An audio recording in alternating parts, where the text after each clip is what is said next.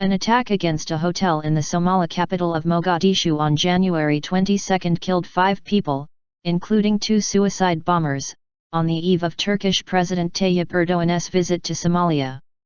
A Turkish delegation preparing for Erdoğan's visit has been staying at the hotel, in front of which a Turkish flag had been raised. Yet another terrorist attack to be condemned. Reuters reported that al-Shabaab, the Somalian branch of al-Qaeda, claimed responsibility for the attack. Al-Shabaab had previously attacked the Turkish Embassy and Turkish Airlines targets in Somalia in 2013. It had also hit Istanbul in 2003 in twin attacks on November 15 and 20, killing a total of 54 people and wounding dozens. Erdoğan, who was in Ethiopia yesterday as the first stop of his East Africa tour, made it clear through the Turkish embassy in Mogadishu that he was not going to cancel his trip just because of the terrorist attack. For his second stop, Erdoğan is scheduled to visit Djibouti, before heading to Somalia. The attack took place at a critical time. On the same day, Turkish Foreign Minister Mevlut Cavusoglu was in London to attend an international conference on counter-terrorism, with a particular focus on jihadist movements, particularly the Islamic State of Iraq and the Levant, ISIL, and al-Qaeda. In Yemen, on the southwestern tip of the Arabian Peninsula, right across from Ethiopia, Djibouti, and Somalia across the Red Sea and the Indian Ocean, the Houthi ethnic-based Ansarullah movement, backed by Iran, has just staged a coup. Power-sharing talks are now underway with the current government. Yemen is a country with major al-Qaeda activity. The Yemeni branch of al-Qaeda claimed responsibility for the January 7 attacks on French satirical magazine Charlie Hebdo in Paris, which left a total of 20 lives behind, 9 of them being the artists and writers of the magazine that printed cartoons of the Prophet Muhammad despite threats. The leader of al-Qaeda in Yemen, Nasir al-Wahashi, is currently second after Ayman al-Zawahiri in the al-Qaeda network, after Osama bin Laden was killed by American Special Forces in 2011.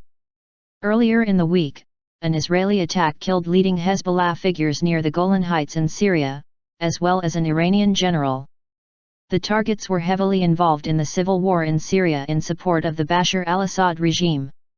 Meanwhile, al-Nusra, the Syrian branch of al-Qaeda, is fighting a war against al-Assad, but ISIL has its own agenda, not necessarily against al-Assad, or Iran, or the US-backed Haydar al-Abadi government of Iraq, but instead seeking to carve out a Sharia-ruled state in both Syria and Iraq. All of these non-conventional military activities are taking place in Turkey's southern neighborhood.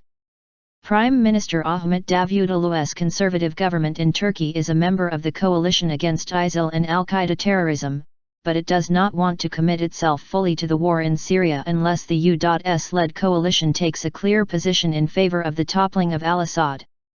Davutoğlu has said a number of times that al-Assad's ouster and ISIL's defeat are equally important for his government. That stance has intensified criticism that Ankara is turning a blind eye at the very least to jihadists from Western countries using the Turkish border into and out of Syria, as long as they are fighting against al-Assad, and with no guarantee that they will not later turn their weapons against Turkey too. Davutoğlu rejects these claims categorically. Ankara's hopes are diminishing amid repeated signals from the US and other European allies, France, Germany, and Britain, that the main priority now is to contain the threat of terrorism by ISIL, al-Qaeda and related jihadist organizations. It is also becoming clear that al-Qaeda and the like do not make much of a distinction between Erdoğan and Western leaders just because Erdoğan is a devout Muslim. So, Ankara might be approaching a position of revising its policy on Syria and struggling more openly against cross-border terrorism. The global security environment is becoming ever more complicated and dangerous. The bombing in Somalia ahead of Erdoğan's visit is just a part of this.